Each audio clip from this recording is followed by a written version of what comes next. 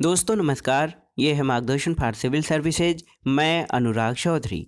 दोस्तों, सामान्य अध्ययन वस्तुनिष्ठ प्रश्न संग्रह श्रृंखला के अंतर्गत आज की वीडियो में हम सॉल्व करेंगे एनसीईआरटी आधारित भारतीय संविधान एवं राज्य व्यवस्था के महत्वपूर्ण प्रश्नों का भाग 2, जिसमें आज की वीडियो में हम संविधान की प्रस्तावना एवं भारत के राज्य एवं संघ राज्य क्षेत्रों से संबंधित महत्वपूर्ण प्रश्नों को सॉल्व करेंगे। दोस्तों, ये प्रश्न आपके आगामी परीक्षाओं के सामान्य अध्ययन के भारतीय राज्य व्यवस्था खंड के लिए बहुत ही उपयोगी हैं। तो आइए शुरू करते हैं आज का वीडियो।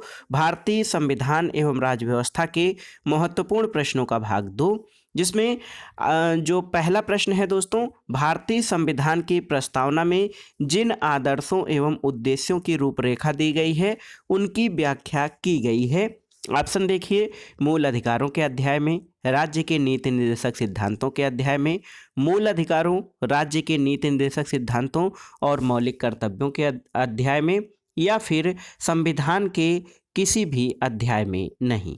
दोस्तों देखिए, बहुत ही महत्वपूर्ण है, भारतीय संविधान की प्रस्तावना में जिन आदर्शों और उद्देश्यों की रूपरेखा दी गई है उनकी व्याख्या मूल अधिकार, राज्य के नीति निर्देशक सिद्धांत और मौलिक कर्तव्यों के अध्याय में दी गई है। तो ऑप्शन सी आपका सही उत्तर है। दोस्तों, भारतीय संविधान की प्रस्तावना या प्रियम्बुल आप जानते हैं कि संविधान के उद्देश्यों को प्रतिबिंबित करती है। इसका मुख्य उद्देश्य सामाजिक, आर्थिक और राजनीतिक न्याय, विचार, अभिव्यक्ति, विश्वास, धर्म और उपासना की स्वतंत्रता, प्रतिष्ठा और अवसर की समता आदर्शों को प्राप्त करना है। दोस्तों, प्रस्तावना में जिन आदर्शों और उद्देश्यों की रूपरेखा दी गई है उनकी व्याख्या संविधान में मूल अधिकारों, राज्य के नीति निर्देशक सिद्धांतों और मौलिक कर्तव्यों संबंधी अध्याय में दृष्टिगोचर होती है। अगला प्रश्न है, देखिए, भारतीय संविधान की उद्देशिका में निहित संपूर्ण प्रभुत्व संपन्न, लोकतंत्रात्मक गणराज्य, पंथनिरपेक्ष तथा समाजवादी आदि शब्दों का सही क्रम क्या है।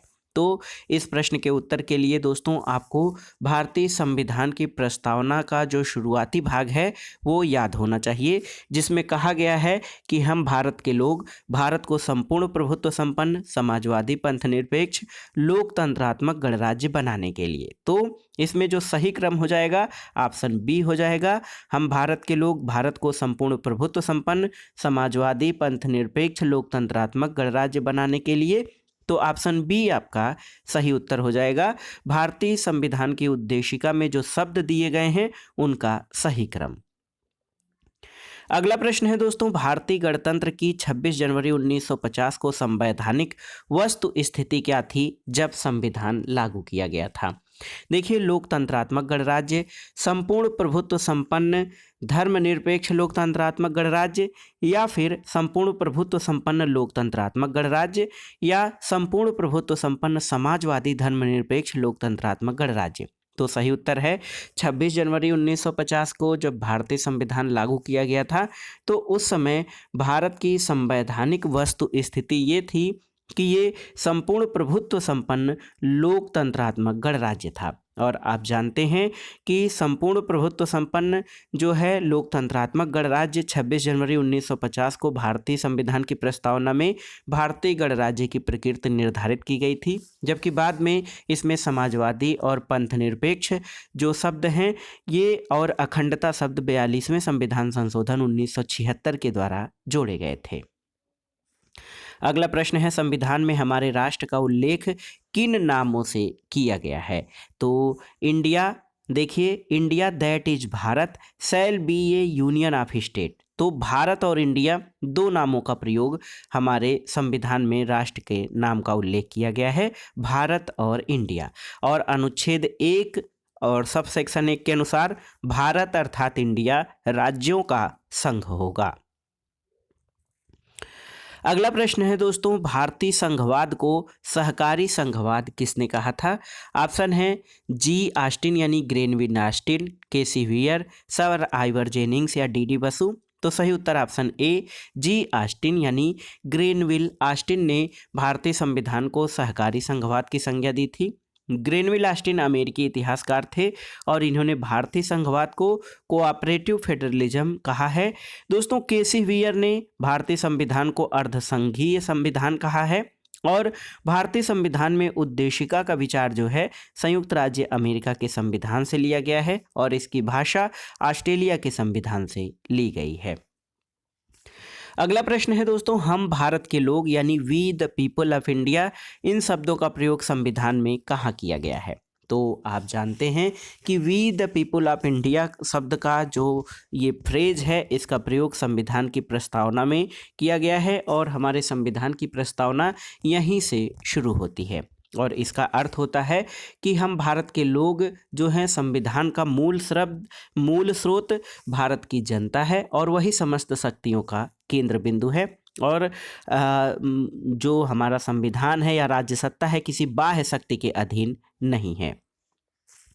अगला प्रश्न है, निम्नलिखित शब्दों में से कौन सा शब्द 1975 में भारतीय संविधान की प्रस्तावना में शामिल नहीं था? ऑप्शन देखिए, बंधुत्व, संप्रभुता, समानता या अखंडता। तो सही उत्तर अखंडता हो जाएगा। ये 1975 में शामिल नहीं था। ये प्रश्न आपके याददाश्त का जो है परीक्षण करने के लिए किया गया है क्योंकि 42वें संविधान संशोधन 1976 के द्वारा दोस्तों हमारे प्रस्तावना में 3 शब्द समाजवादी, पंथनिरपेक्ष और अखंडता शब्द जोड़े गए थे। तो ये आपसे 1975 में पूछ रहा है। तो 1975 में जो प्रस्तावना थी उसमें अखंडता शब्द नहीं था। अगला प्रश्न है, सभी व्यक्ति पूर्णतः और समान रूप से मानव हैं, यह सिद्धांत माना जाता है? देखिए, सार्वभौमिकता, समष्टिवाद, समाजवाद या फिर अंतःक्रियावाद। तो सही उत्तर है दोस्तों, सभी व्यक्ति पूर्णतः और समान रूप से मानव हैं। यह सिद्धांत सार्वभौमिकता या यूनिवर्सलिज्म के नाम से जाना जाता है और इसके अनुसार सभी व्यक्तियों को उनके मानव अधिकार समान रूप से बिना किसी भेदभाव के उपलब्ध होने चाहिए। यानी जो है मानव को मानव होने के नाते जो अधिकार मिलने चाहिए वो सार्वभौमिकता या मानव अधिकार कहे जाते हैं। अगला प्रश्न है दोस्तों, भारत के संदर्भ में निम्न में से कौन पंथ निरपेक्ष शब्द का सही भाव व्यक्त करता है? आपको बताना है। तो देखिए, भारत में अनेक धर्म हैं, भारतीयों को धार्मिक स्वतंत्रता प्राप्त है, धर्म अनुपालन में व्यक्ति की इच्छा पर निर्भर है और भारत में राज्य का कोई धर्म नहीं है। तो सही उत्तर ऑप्शन डी हो जाएगा, भारत में राज्य का अपना कोई धर्म नहीं है।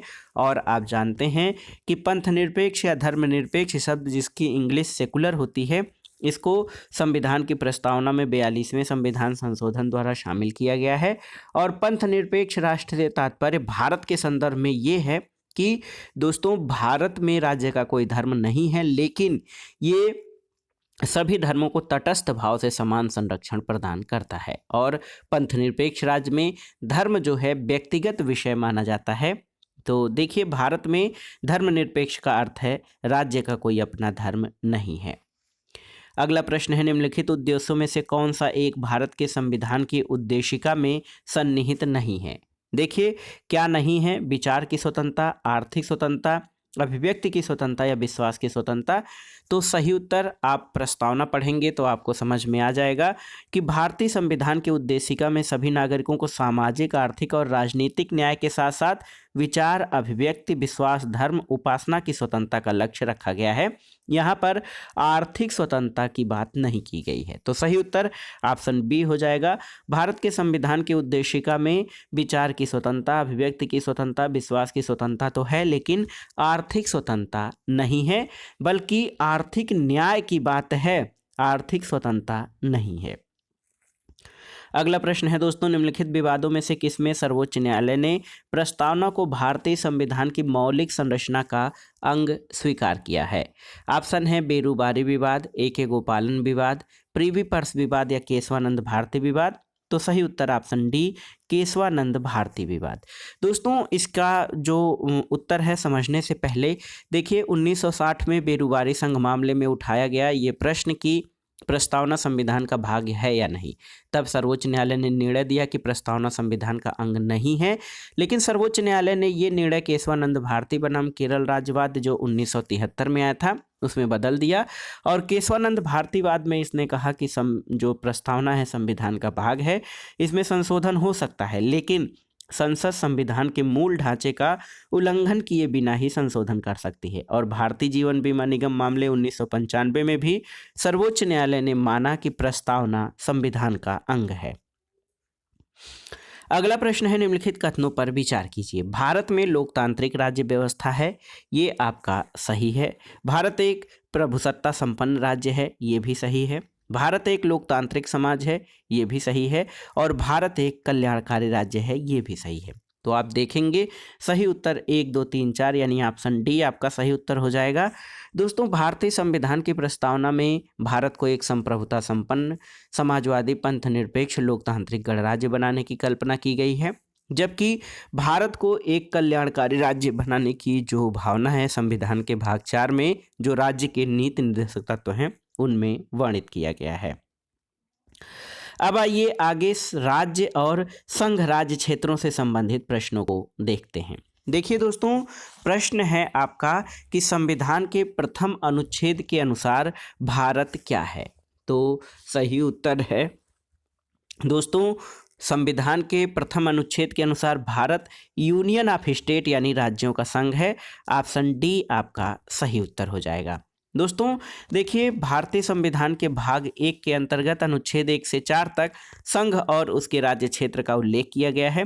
अनुच्छेद 1 में कहा गया है कि भारत मतलब भारत अर्थात इंडिया राज्यों का संघ होगा। तो सही उत्तर ऑप्शन डी हो जाएगा। अगला प्रश्न है, भारत की देशी रियासतों के विलय में किन 2 व्यक्तियों ने महत्वपूर्ण भूमिका निभाई थी। तो सही उत्तर हो जाएगा सरदार पटेल और वीपी मेनन। देखिए दोस्तों, सरदार वल्लभ भाई पटेल और वीपी मेनन ने देशी रियासतों के विलय में महत्वपूर्ण भूमिका निभाई थी। और आप जानते हैं कि स्वतंत्रता के बाद लगभग 562 देशी रियासतों में से 559 रियासतों का भारत में विलय हो गया। 3 रियासतें देखिए, जिसमें हैदराबाद को पोलो ऑपरेशन, जूनागढ़ को जनमत संग्रह और जम्मू कश्मीर को विलय अधिपत्र के माध्यम से भारत में शामिल किया गया। देशी रियासतों का भारत में विलय की महत्वपूर्ण भूमिका के कारण पटेल को लौह पुरुष कहा जाता है। इनको भारत का बिस्मार्क भी कहा जाता है और इस कार्य में पटेल को वीपी मेनन का सहयोग मिला था। अगला प्रश्न है दोस्तों, भारत में संघ राज्यों का प्रशासन किसके द्वारा किया जाता है। ऑप्शन है आपके राष्ट्रपति द्वारा, उपराज्यपाल द्वारा, गृह मंत्री द्वारा या प्रशासक द्वारा। तो सही उत्तर ऑप्शन ए राष्ट्रपति यानी प्रेसिडेंट के द्वारा। संविधान का अनुच्छेद 239(1) इसमें ये वर्णन है कि संसद विधि द्वारा संघ राज्य क्षेत्रों के प्रशासन की व्यवस्था कर सकती है और उसके अधीन संघ राज्य क्षेत्रों का प्रशासन राष्ट्रपति स्वयं द्वारा नियुक्त प्रशासक यानी एडमिनिस्ट्रेटर के माध्यम से करेगा। तो संघ राज्य क्षेत्रों का प्रशासन भारत में राष्ट्रपति के द्वारा किया जाता है। अगला प्रश्न है दोस्तों, वर्ष 1948 में सरकार द्वारा भाषाई आधार पर राज्यों के पुनर्गठन के विषय में परीक्षण के लिए नियुक्त प्रथम भाषाई प्रांत आयोग के अध्यक्ष कौन थे, आपको बताना है। ऑप्शन है आपके न्यायाधीश बांचू, एमसी महाजन, एस के धर या इनमें से कोई नहीं। तो आपको बताना है दोस्तों कि वर्ष 1948 में सरकार द्वारा भाषाई आधार पर राज्यों के पुनर्गठन के विषय में परीक्षण के लिए नियुक्त प्रथम भाषाई प्रांत आयोग के अध्यक्ष कौन थे। सही उत्तर है एस के धर। दोस्तों, स्वतंत्रता के बाद 1947 में देशी रियासतों का एकीकरण अस्थायी व्यवस्था के आधार पर किया गया था और देश के विभिन्न भागों में विशेष रूप से दक्षिण भारत में मांग उठने लगी कि राज्यों का पुनर्गठन भाषा के आधार पर हो।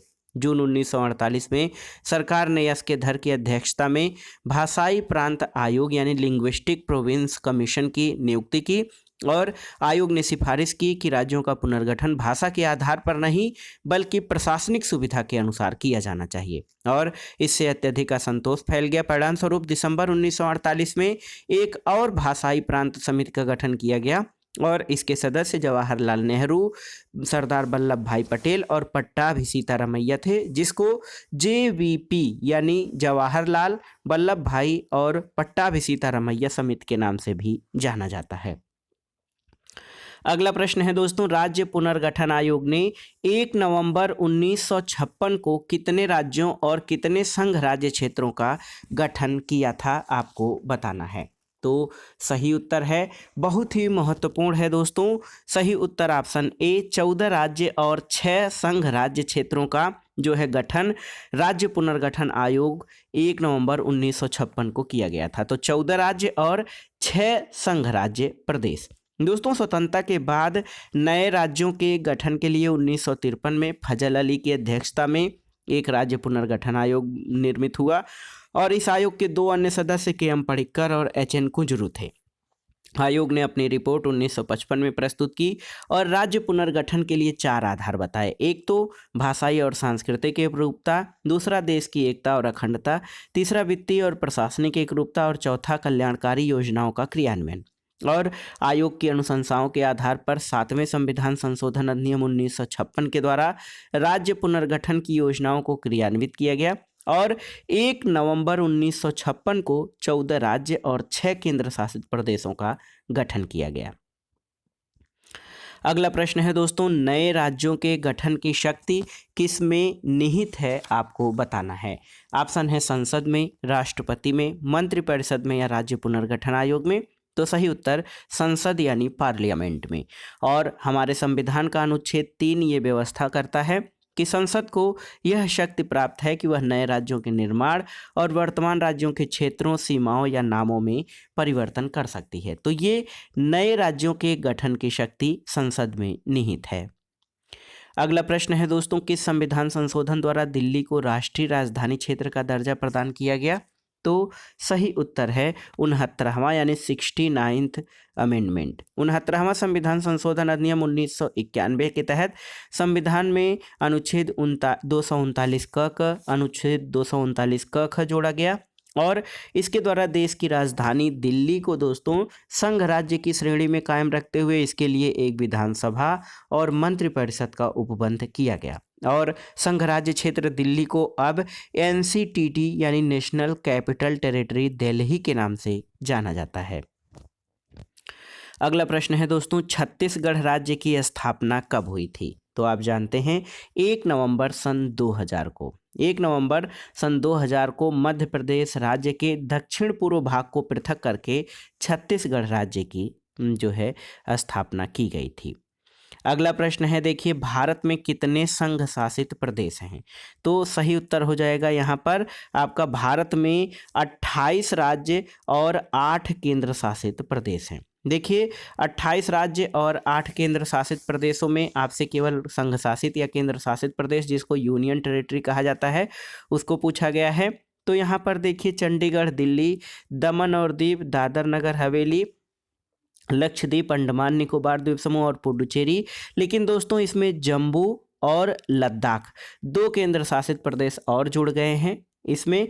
और अब देखिए जो 29 राज्य हो गए थे तेलंगाना को लेकर, तो एक राज्य कम हो गया, जम्मू कश्मीर राज्य कम हुआ और 2 केंद्र शासित प्रदेश बढ़ गए। तो इस हिसाब से आपका देखिए 28 राज्य और 9 केंद्र शासित प्रदेश होने चाहिए थे, लेकिन दमन और दीव तथा दादर और नगर हवेली को मिलाकर केवल 1 केंद्र शासित प्रदेश कर दिया गया है। तो अब 28 और 8, 28 राज्य और 8 केंद्र शासित प्रदेश भारत में हैं। अगला प्रश्न है, यदि भारतीय संघ में एक नए राज्य का सृजन किया जाना हो तो संविधान की किस अनुसूची में संशोधन करना जो है जरूरी होगा। बहुत ही महत्वपूर्ण है। तो सही उत्तर है पहली अनुसूची में अवश्य रूप से ही संशोधन होगा, क्योंकि संविधान की पहली अनुसूची में राज्य और संघ राज्य क्षेत्रों के नाम और उनके अंतर्गत आने वाले राज्य क्षेत्रों का वर्णन किया गया है। इसलिए यदि भारतीय संघ में किसी नए राज्य का सृजन किया जाना हो तो संविधान की प्रथम अनुसूची में संशोधन करना आवश्यक होगा। अगला प्रश्न है, निम्नलिखित में से कौन एक भारत संघ का सहयोगी राज्य था जिसे बाद में भारतीय संघ का पूर्ण राज्य बना दिया गया था। तो ये बहुत ही महत्वपूर्ण प्रश्न है। सही उत्तर है सिक्किम। दोस्तों सिक्किम जो है 1947 में भारत द्वारा सिक्किम को संरक्षित राज्य का या सह राज्य का दर्जा दिया गया और सिक्किम के विदेशी, राजनीतिक और संचार संबंधी विषय भारत सरकार को सौंप दिए गए। 35वां संविधान संशोधन अधिनियम 1974 के द्वारा सिक्किम को संरक्षित या सहराज्य का दर्जा समाप्त करके उसे सहयोगी राज्य के रूप में शामिल किया गया और 36वें संविधान संशोधन 1975 द्वारा सिक्किम को पूर्ण राज्य का दर्जा प्रदान करते हुए 22वें राज्य के रूप में संविधान की प्रथम अनुसूची में शामिल किया गया है। तो भारत संघ का जो है सिक्किम पहले सहयोगी राज्य था, बाद में 36वें संविधान संशोधन द्वारा 1975 के द्वारा इसे पूर्ण राज्य का दर्जा दिया गया। अगला प्रश्न है दोस्तों, एक नया राज्य बनाने में संवैधानिक संशोधन के लिए किस प्रकार का बहुमत चाहिए, आपको बताना है। तो सही उत्तर है साधारण बहुमत। दोस्तों, संसद साधारण बहुमत या सिंपल मेजॉरिटी से किसी नए राज्य का गठन कर सकती है और वर्तमान राज्य के क्षेत्रों, सीमाओं या नामों में परिवर्तन कर सकती है, लेकिन इसके लिए संबंधित विधेयक राष्ट्रपति की सिफारिश से ही संसद में प्रस्तुत किया जाएगा। संसद के अनुच्छेद 2 अथवा 3 के अंतर्गत बनाई गई विधि अनुच्छेद 368 के अंतर्गत संविधान में संशोधन करने वाली विधि नहीं समझी जाएगी, किंतु सर्वोच्च न्यायालय ने बेरुबारी मामले 1960 में कहा कि यदि किसी राज्य या उसके भूभाग को किसी विदेशी राज्य को हस्तांतरित किया जाना है तो संसद साधारण बहुमत के द्वारा ऐसा नहीं कर सकती है। इसके तहत अनुच्छेद 368 के अंतर्गत संविधान में संशोधन करना होगा। तो आप समझ लीजिए कि अगर जो सामान्य ढंग से एक नया राज्य बनाना हो तो संसद में जो है साधारण बहुमत से ही काम चल जाएगा। अगला प्रश्न है, भारतीय संघ के अंतर्गत किसी राज्य को शामिल करने की शक्ति किसे प्राप्त है। तो आप जानते हैं संसद को ये शक्ति प्राप्त है और अनुच्छेद 2 के अनुसार संसद विधि द्वारा नए राज्यों को भारत संघ में प्रवेश या उनकी स्थापना कर सकती है। अगला प्रश्न है दोस्तों, तेलंगाना राज्य के गठन के बाद भारत में जो है कुल कितने, देखिए दोस्तों, तेलंगाना राज्य के गठन के पश्चात भारत में कुल राज्यों की संख्या कितनी है। तो भारत में कुल राज्य दोस्तों 29 राज्य हो गए थे, लेकिन बाद में जम्मू कश्मीर को, देखिए जम्मू कश्मीर राज्य को हमने, जम्मू कश्मीर राज्य जो है उसको केंद्र शासित प्रदेश बना दिया गया है, इसलिए फिर 28 राज्य अब बचे हैं। तेलंगाना के बाद राज्यों की संख्या 29 हो गई थी, लेकिन वर्तमान में 28 राज्य हैं। भारत में निम्नलिखित राज्यों के निर्माण के सही कालानुक्रम की पहचान कीजिए। देखिए, आंध्र प्रदेश, हिमाचल प्रदेश, हरियाणा और सिक्किम। तो देखिए दोस्तों, भारत में राज्यों का गठन सबसे पहले आंध्र प्रदेश 1953 में, यहाँ पर नोट कर लेते हैं 1953 में। उसके अलावा हरियाणा का गठन 1 नवंबर 1966 को, याद कर लीजिए 1966 को। हिमाचल प्रदेश 25 जनवरी 1971 को और सिक्किम आप जानते हैं कि 1975 में ये भारत का राज्य बना था। तो 1, 3, 2 और 4, 1, 3, 2 और 4, सही उत्तर आपका ऑप्शन बी हो जाएगा। सबसे पहले आंध्र प्रदेश, फिर हरियाणा, उसके बाद हिमाचल प्रदेश और सबसे लास्ट में सिक्किम है। अगला प्रश्न है दोस्तों, निम्नलिखित राज्यों की स्थापना का सही आरोही क्रम क्या है। तो यहाँ पर देखिए, सबसे पहले नागालैंड 1 दिसंबर 1963 को नागालैंड, और मेघालय 1972 में, सिक्किम 1975 में और अरुणाचल प्रदेश 1987 में। तो सही उत्तर ऑप्शन ए हो जाएगा NMSA। NMSA मतलब नागालैंड, मेघालय, सिक्किम और अरुणाचल प्रदेश, ये राज्यों की स्थापना का सही आरोही क्रम है। अगला प्रश्न है दोस्तों, भाषाई आधार पर सर्वप्रथम किस राज्य का गठन हुआ था, आपको बताना है। राजस्थान, आंध्र प्रदेश, मध्य प्रदेश या कर्नाटक। तो सही उत्तर ऑप्शन बी, आंध्र प्रदेश। दोस्तों, भाषाई आधार पर सबसे पहले आंध्र प्रदेश राज्य का गठन किया गया। 16 दिसंबर 1952 को 56 दिन की भूख हड़ताल के बाद पोट्टी श्री रामुलु की मृत्यु हो गई और इनकी मृत्यु के बाद यहाँ व्यापक जन आंदोलन हुए और इसके परिणाम स्वरूप मद्रास प्रेसिडेंसी से तेलुगु भाषी क्षेत्र को अलग करके 1 अक्टूबर 1953 को आंध्र प्रदेश राज्य का गठन किया गया। अगला प्रश्न और इस वीडियो का आखिरी प्रश्न है दोस्तों, देखिए बहुत ही महत्वपूर्ण है। लोकसभा में संघ राज्य क्षेत्रों के लिए कितनी सीटें आरक्षित हैं। तो सही उत्तर है 20 सीटें आरक्षित हैं और संविधान के अनुच्छेद 81(1) के अनुसार लोकसभा के लिए संघ राज्य क्षेत्रों से अधिकतम 20 सदस्य निर्वाचित हो सकते हैं। तो दोस्तों, ये था आज का वीडियो जिसमें आपने भारतीय संविधान की प्रस्तावना और भारत के राज्य और संघ राज्य क्षेत्रों से संबंधित महत्वपूर्ण प्रश्नों को सॉल्व किया है। ये प्रश्न आपके आगामी परीक्षाओं के सामान्य अध्ययन के साथ साथ अध्यापक भर्ती परीक्षाओं जैसे LT grade, TGT, PGT, GIC प्रवक्ता, गवर्नमेंट डिग्री कॉलेज, उच्चतर शिक्षा असिस्टेंट प्रोफेसर का जो राजनीति विज्ञान और नागरिक शास्त्र का खंड है, उसके लिए भी ये प्रश्न बहुत ही उपयोगी हैं। तो आप इनको तैयार कर लीजिएगा। वीडियो आपको कैसा लगा हमें कमेंट बॉक्स में ज़रूर बताइएगा। वीडियो को लाइक करें, शेयर करें और इस चैनल मार्गदर्शन फॉर सिविल सर्विसेज को सब्सक्राइब करें। वीडियो देखने के लिए धन्यवाद दोस्तों। नमस्कार।